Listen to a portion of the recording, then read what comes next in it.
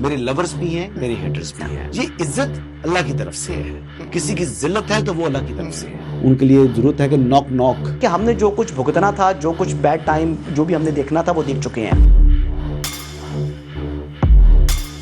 حسن ایوب خان کے تمام دیکھنے والوں کو السلام علیکم. ناظرین، ملٹیپل سٹوریز کے ساتھ آپ کی خدمت میں حاضر ہوں. یعنی ایران امریکہ کی جو جنگ بندی ہے اور اس حوالے سے پاکستان کا جو ثالثی کا کردار ہے، اس پر تو ہم بات کریں گے، لیکن کافی عرصے سے ہم نے اندرونی خبروں کے اوپر زیادہ توجہ نہیں دی تھی. تو آج سٹارٹ کرتے ہیں جی سیاسی خبروں سے اور عدالتی خبروں سے.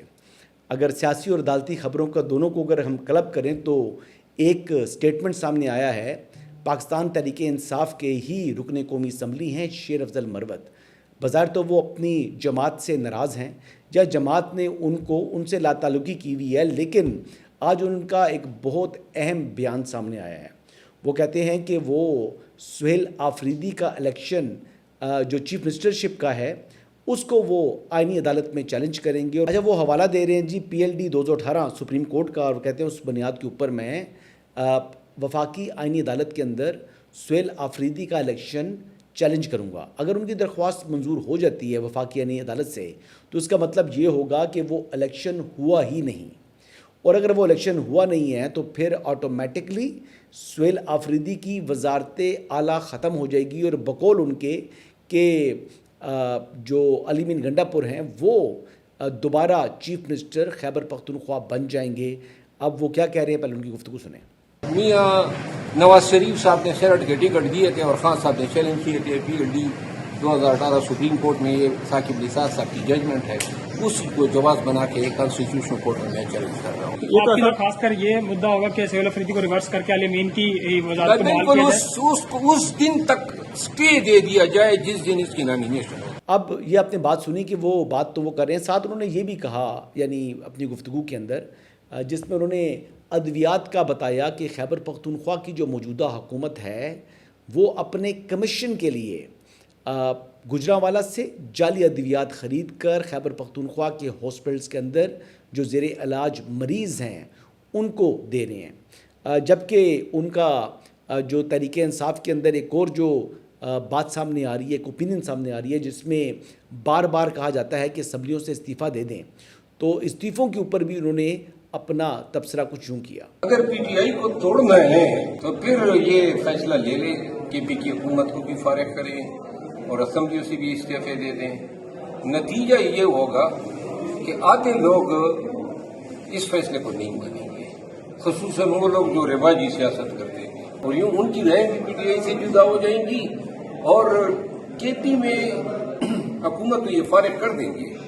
لیکن حکومت کی فراغت کے بعد جو PTI کے ساتھ KP میں ہوگا اس کا یہ تصور نہیں کر سکتے. اچھا، وہ شیر افضل مروت نے دو ٹوک انداز میں کہہ دیا جی کہ اگر استعفے دیں گے تو پھر آدھے لوگ جو ہے یقینی طور کے اوپر استعفے نہیں دیں گے اور جو پارٹی ہے پارٹی کے فیصلے کو تسلیم اراکین نہیں کریں گے اور پھر پارٹی ٹوٹ پھوٹ کا شکار ہو جائے گی. لیکن یہ بات واضح دکھائی دے رہی ہے کہ پاکستان تحریک انصاف اپنے گندے کپڑے بیچ چوراہے میں لا کر دھوتی ہے، اور اس میں حالیہ دنوں کے اندر کیونکہ امریکہ ایران کی جنگ بندی جو ہے وہ زیر بحث تھی اور پاکستان کا ثالثی کا کردار تھا، تو اس دوران ایک اہم پیش رفت جو ہے وہ ہم لوگوں نے اگنور کی کہ سلمان اکرم راجہ سے متعلق اور بیرسٹر گور سے متعلق یا دیگر پاکستان تحریک انصاف کے رہنماؤں سے متعلق علیمہ خانم نے بڑا سخت اور دو ٹوک موقف رکھا، جس کے اوپر پھر رسپونڈ کیا جو سلمان اکرم راجہ ہے کہ انہوں نے کہا کہ خان صاحب نے ان کو واضح اور دو ٹوک انداز میں کہا ہوا ہے کہ ان کی فیملی کا سیاست سے کچھ لینا دینا نہیں ہے، ان کی فیملی کا پارٹی سے دور دور تک کوئی تعلق نہیں ہے. اب یہ باتیں تو سامنے آ رہی ہیں. دیکھیں، شیر افضل مروت کی جانب سے بھی جو گفتگو وہ یہی عکاسی کرتی ہے کہ تحریک انصاف میں سب اچھا نہیں ہے.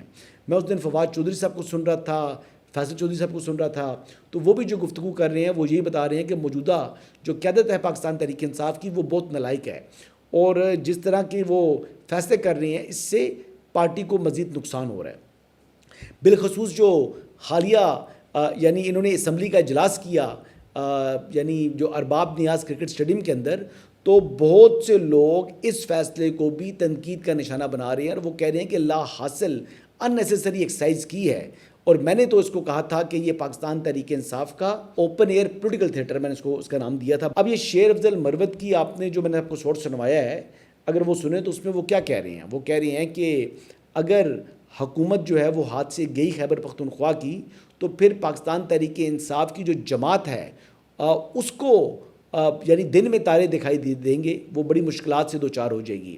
اور بات انہوں نے درست کی ہے، کیونکہ موجودہ جو حکومت ہے اس کو ختم ہونا چاہیے، میری ذاتی رائے یہ ہے، کیونکہ یہ عدالتی مفروروں کی اماجگاہ ہے۔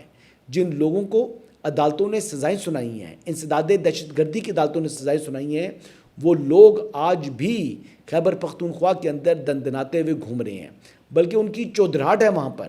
ان میں بڑی مثال لے لیں تو ہمارے پڑوس کے اندر ہی یعنی ہری پور کے اندر عمر ایوب صاحب، وہ عدالت نے ان کو سزا سنائی ہوئی ہے، وہ لیڈر آف دی اپوزیشن رہے ہیں، لیکن اس کے باوجود انہوں نے عدالتی فیصلے کے باوجود سرنڈر نہیں کیا۔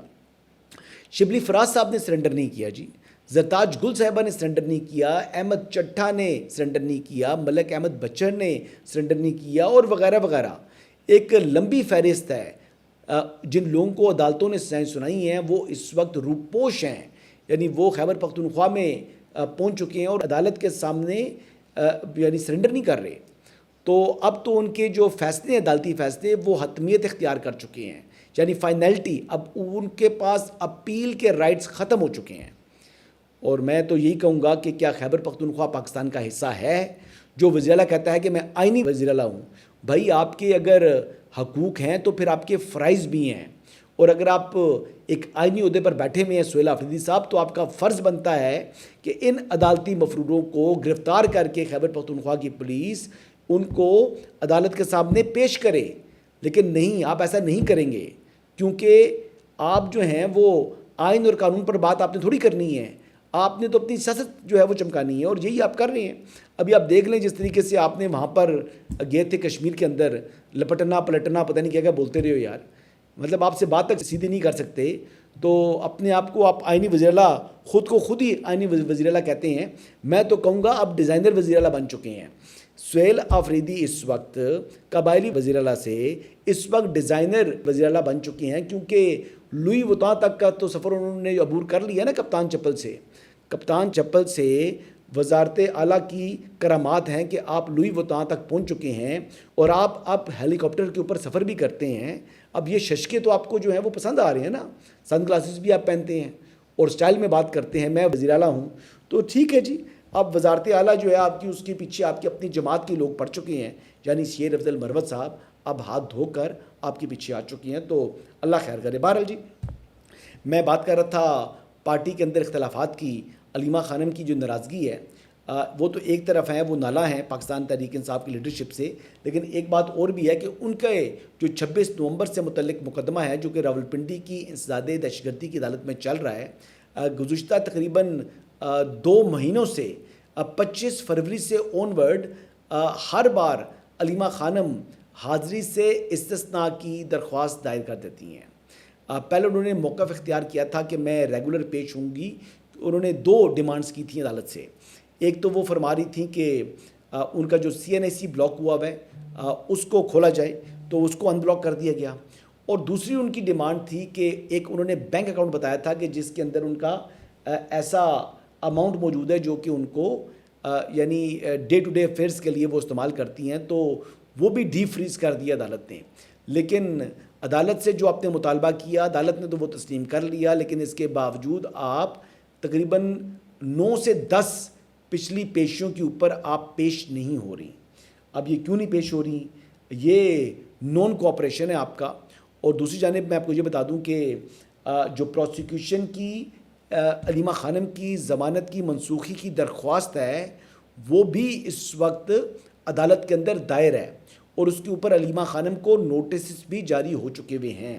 تو بہرحال جی، لیٹس سی کہ یہ کیا سمت اختیار کرتا ہے۔ اب صرف ایک گواہ رہتا ہے جی پروسیکیوشن کا، ایک گواہ کے اوپر کراس ایگزامن کرنا ہے علیمہ خانم کے وکیل نے، اور اس کے بعد 342 کا سٹیٹمنٹ ہے، یا پھر علیمہ خانم کی اپنی جانب سے لسٹ آف جو وٹنسز ہوں گے وہ انہوں نے فراہم کرنی ہے۔ بہرحال جی، یہ تو یہاں تک کے اپڈیٹس ہیں۔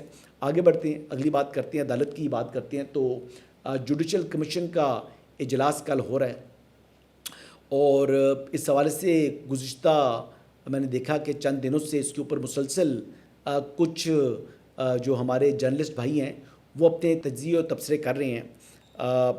कुछ कह रहे हैं जी कि चीफ़ जस्टिस साहब जो हैं वो खुश नहीं हैं, वो नाराज़ हैं। देखें, जुडिशल कमीशन के अंदर chief justice supreme court of Pakistan justice जाहिया Afridi वो उसके सरबराह ज़रूर हैं, उसके चेयरमैन ज़रूर हैं, लेकिन he is first among equals. जो जुडिशल कमीशन के मेंबरान हैं, हर एक की जो वोट है वो इक्वल है। पहली बात तो ये होगी। दूसरी बात ये है कि जजेस की ट्रांसफ़र तो होनी है। अब 3 की होती है या 4 की होती है। जो मेरी भी मालूमात हैं वो 5 के 5 की नहीं होगी। तजवीज़ जो उन्होंने उनकी जानिब से आई है इसके ऊपर 3 की होगी या 4 की होगी, और किस एक का या किन 2 के ट्रांसफ़र नहीं होगा ये इंशाअल्लाह ताला जो है वो बात कल तक सामने आ जाएगी, या हो सकता है कि आज रात तक ही सामने आ जाए। बहरहाल 3 जजेज़ ने तो जाना जो है वो ठहर चुका है, और ये वो यूनियन वाले जजेज़ हैं जिन्होंने यानी जजेज़ की यूनियन बना दी। दुनिया के अंदर कहीं भी जजेज़ की यूनियन नहीं होती। जजेज़ इनफरादी तौर के ऊपर आइन और कानून के मुताबिक अपने फ़ैसले करते हैं और वो इनफरादी तौर के ऊपर इंडिविजुअली एक्ट करते हैं। लेकिन पाकिस्तान की इस्लामाबाद हाई कोर्ट को कि इन जजेस को यानी इनके पास ये कहते हैं कि टाइटल मौजूद है कि इन्होंने जजेस की यूनियन बनाई थी, जो कि मेरे ख्याल के मुताबिक जजेस के कोड ऑफ कंडक्ट की खिलाफवर्जी है। हाँ, एक जज जो यूनियन वाले थे जिनका नाम ट्रांसफ़र वाले जजेस में नहीं आया, उनका नाम है जी सरदार एजाज इसाक। उनका नाम क्यों नहीं आया? क्योंकि उनका मामला सुप्रीम जुडिशल कौंसिल के अंदर ज़ेरे इल्तवा है, और जो जजमेंट उन्होंने 3 साल तक जो है वो जजमेंट नहीं लिखी, फैसला नहीं लिखा, वो उनका मिसकंडक्ट का जो मामला है उसके ऊपर उनको नोटिस भी कर चुकी है सुप्रीम जुडिशल कौंसिल। तो वो बड़ा सख्त और एक संजीदा केस है उनके ऊपर, और एक बड़ा जेन्युइन केस है कि 3 साल तक, तकरीबन 2.5-3 साल तक एक जज फ़ैसला महफूज करने के बाद फ़ैसला ना लिखे, इससे बड़ा मिसकंडक्ट कोई हो नहीं सकता। तो मेरे ख्याल के मुताबिक उनका जाना ठहर गया। तो ये एक और जज साहब हैं जिनकी छुट्टी जो है वो मुझे कम अज़ कम होती हुई साफ दिखाई दे रही है। मोअज़्ज़ज़ जज साहब हैं। मैंने ज़ाती तौर पर जब इनसे 2-4 मरतबा गुफ्तगू हुई है, मुझे तो बड़े एक पोलाइट शख्स महसूस हुए हैं। लेकिन बहरहाल ये जो मिसकंडक्ट है, अब इसके ऊपर मैं उनकी जो पर्सनल लाइकिंग है मैं उसको क्या करूँ। आगे बढ़ते हैं जी, और अगली बात हम करेंगे जी ईरान के ऊपर मुसल्लत जो कि अमरीकी जंग है, जंगबंदी और मुज़ाकरात को जो है जंगबंदी को मुस्तकिल करने के लिए जो पाकिस्तान सालसी का किरदार अदा कर रहा है, इसमें चीज़ें बड़ी तेज़ी से बढ़ रही हैं आगे। गुज़िश्ता रात को इस्लामाबाद से अब्बास इराक़ची साहब जो कि वज़ीर ख़ारजा हैं ईरान के, उनका डिपार्चर हुआ रूस के लिए। सेंट पीटरबर्ग उन्होंने लैंड किया है, और उनकी वहाँ पर मुलाकात भी होनी है जी जो रशियन प्रेसिडेंट हैं, प्रेसिडेंट पुतिन, उनके साथ। और जिस फ़्लाइट के ऊपर वो गए हैं जी, उस फ्लाइट को उन्होंने बड़ा ज़बरदस्त नाम दिया जी। इसको उन्होंने प्रवास को नाम दिया जी मीनाब 168। अब मीनाब वो शहर है जहाँ पर 168 बच्चियाँ जिनके ऊपर इसराइली और अमरीकी हमला था, उसके नतीजे में वो शहीद हुई हैं। और जब पाकिस्तान भी पहली फ़्लाइट आई थी मुज़ाकरात के लिए अमेरिका के साथ, तो उसको भी फ़्लाइट को यही नाम दिया गया था। अब वही नाम दोबारा रिपीट किया गया है दौरा रूस के लिए भी। अब वहाँ पर जो है वो मुलाकात होगी, और ये बेसिकली एक जो पोजीशन है ईरान अपनी इंगेजमेंट कर रहा है मुसलसल। अगर आप देखें तो गुज़िश्ता दिनों के अंदर उन्होंने यानी क्वाड कंट्रीज़ के जो लोग हैं उनके साथ बातचीत की है, कतर के जो प्राइम मिनिस्टर से उन्होंने बात की, सऊदी वज़ीर ख़ारजा के साथ, मिस्री और टर्किश जो वज़ीर ख़ारजा हैं उनसे वो बात कर चुके हैं। दौरा पाकिस्तान करके फील्ड मार्शल के साथ दोबारा उन्होंने एक दफ़ा फिर मुलाकात की, फिर प्राइम मिनिस्टर पाकिस्तान से मुलाकात की, और फिर वो रवाना हुए हैं। तो अब ईरान को जो पहले पाकिस्तान के ज़रिए जो उनकी इस वक्त मुज़ाकरात चल रहे हैं अमेरिका के साथ, तो बीच में पाकिस्तान है जो कि ईरान का पैगाम अमेरिका तक पहुंचाता है, और अमेरिका का पैगाम जो है वो ईरान तक पहुंचा रहा है। और उसके ऊपर अब सैयद अब्बास इराक़ची साहब जो है वो गुफ्तगू कर रहे हैं। जो वो ओमान गए थे, ओमान में भी जो उन्होंने सुल्तान से मुलाकात की है, उसका मकसद ये था कि अब नाए हुरमस के हवाले से एक वो मैकेनिज़्म तरतीब दें, اور اللہ کرے جی یہ جو جنگ بندی ہے یہ مستقل جنگ بندی میں تبدیل ہو، کیونکہ اگر بات کریں تو اس وقت خام تیل کی جو قیمتیں ہیں اس میں ایک بار پھر اضافے کا رجحان دیکھنے کو مل رہا ہے۔ $107 فی بیرل سے جو ہے وہ قیمت تجاوز کر چکی ہے، اور یہ میرے خیال سے خاصی جو ہے وہ تشویشناک صورتحال بن رہی ہے۔ دوسری جانب اگر میں بات کروں تو ایک اور امپورٹنٹ بات یہ ہے کہ اسرائیل کے جو لبنان کے اوپر جو حملے ہیں وہ جاری ہیں، اور وہ اپنی وائلیشنز جو ہے وہ فل تھروٹل کے اوپر جاری رکھے ہوئے ہیں۔ لیکن بہرحال پاکستان نے جو پیغامات دیے ہیں ایران کے امریکہ کو، اور امریکہ کی جانب سے جو ایران کے ساتھ کمیونیکیشن ہوئی ہے، تو سورسز بتا رہے ہیں کہ جو پریزیڈنٹ ٹرمپ ہیں وہ انہوں نے آج نیشنل سیکیورٹی جو ان کی کونسل ہے اس کی نیشنل سیکیورٹی کی جو میٹنگ ہے وہ کال کی ہوئی ہے۔ اب نیشنل سیکیورٹی کی جو میٹنگ ہے وہ انتہائی اہم ہے، اور یقینی طور کے اوپر یہ ایران کے ساتھ جو جنگ بندی ہے اسی تناظر سے ہے۔ اس میں نیول بلاکٹ اور اسٹریٹ آف ہارمز کے حوالے سے جو پوزیشن ہے وہ بھی زیر غور آئے گی۔ تو لیٹ سی جی یہ کیا اب چیزیں کس شیپ میں آگے بڑھتی ہیں، لیکن پاکستان کی جو اس وقت ایفرٹس ہیں وہ مستقل جنگ بندی کے لیے ہیں۔ پاکستان نے اس میں بغیر لالچ کے بہت جو ہے وہ کام کیا ہے۔ پاکستان نے سفارتکاری سے بڑھ کر اپنی کاوشیں اور کوششیں کی ہیں، اور دنیا آج پاکستان کو اس عظیم کام کے اوپر اپریشیٹ کر رہی ہے، اور پاکستان کا نام دنیا میں امن کے لیے جو ہے وہ اس وقت جانا جا رہا ہے، پہچانا جا رہا ہے۔ انہی الفاظ کے ساتھ اجازت چاہوں گا جی، اللہ حافظ۔